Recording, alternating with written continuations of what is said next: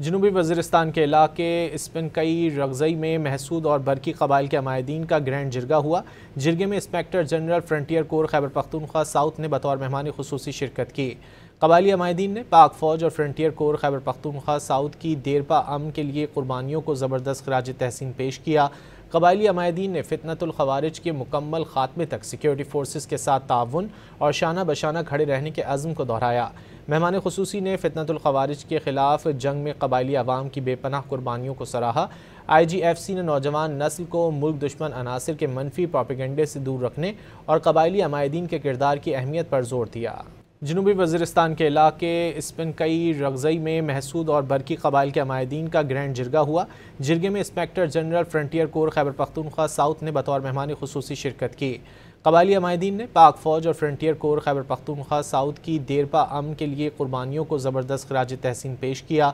कबायली अमायदीन ने फितनतुल ख़वारिज के मुकम्मल खात्मे तक सिक्योरिटी फोर्सेस के साथ ताउन और शाना बशाना खड़े रहने के अज़्म को दोहराया।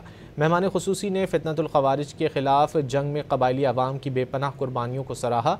IGFC ने नौजवान नस्ल को मुल्क दुश्मन अनासर के मनफी प्रोपेगेंडे से दूर रखने और कबायली अमायदीन के किरदार की अहमियत पर जोर दिया।